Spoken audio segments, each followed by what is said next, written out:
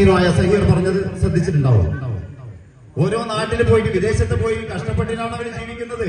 പക്ഷെ അവർക്ക് നേരെ മറിച്ച് അവർക്ക് വേണ്ട പോലെ ഉന്നത വിദ്യാഭ്യാസം ഉണ്ടെങ്കിൽ ഏത് രാജ്യത്തിന്റെ ഏത് കോണിൽ പോയാലും അവർ രക്ഷപ്പെടും. കാരണം നമുക്കറിയാം, ലോകത്ത് അസൂയമായ രണ്ട് കാര്യങ്ങൾ: ഒന്ന് വിദ്യാഭ്യാസം, മറ്റത് പണം.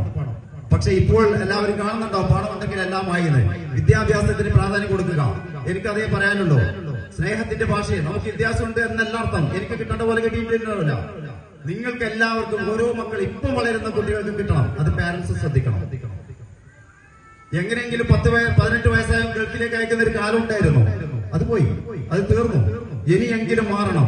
മഹല് ചെറിയായിക്കോട്ടെ, ആ ഉള്ളവരെ കൊണ്ട് പരമാവധി ചെയ്തുകൊണ്ട് ഇൻഷാ അല്ലാഹ് വികസനത്തിന് വേണ്ടി ഊന്നൽ നൽകിക്കൊണ്ട്, വിദ്യാഭ്യാസത്തിന്, വ്യക്തി വികാസനത്തിന് വേണ്ടി ഊന്നൽ നൽകിക്കൊണ്ട് മുന്നോട്ട് പോകണമെന്ന് പ്രവാസി കമ്മിറ്റികളോടും നമ്മുടെ മഹല്ല് കമ്മിറ്റിയോടും വളരെ സ്നേഹത്തിന്റെ ഭാഷയിൽ അഭ്യർത്ഥിക്കുകയാണ്. അതേപോലെ തന്നെ നമുക്കറിയാം, നബിദിന ആഘോഷത്തെ കുറിച്ച് ഞാൻ പറഞ്ഞു. വളരെ സ്നേഹത്തിന്റെ ഭാഷയിൽ പറഞ്ഞത് കുട്ടികളെ പരിപാടി കഴിഞ്ഞോട്ടെ, അവർ ആസ്വദിക്കട്ടെ, അവരുടെ കുഞ്ഞുനാൾ ആസ്വദിക്കട്ടെ. അത് അവരുടെ ഓർമ്മയിലേക്ക് എന്നും ഉണ്ടാവും. അതിനെ തടസ്സം നിൽക്കുന്ന ഒരു പ്രവൃത്തിയും നമ്മുടെ ഭാഗത്തു നിന്ന് ഉണ്ടാകരുത് എന്ന് പറയാൻ ആധികാരികമായിട്ടല്ല, ഒരു അപേക്ഷയാണ് സ്നേഹത്തിന്റെ ഭാഷയിൽ. ഒരു അധ്യാപകന്റെ വികാരം എനിക്ക് മനസ്സിലാവും. കുട്ടികൾക്ക് ഒരുപാട് സമ്മാനം കൊടുക്കണമെന്ന് ഞാൻ വിചാരിക്കുന്ന ഒരാളാണ്.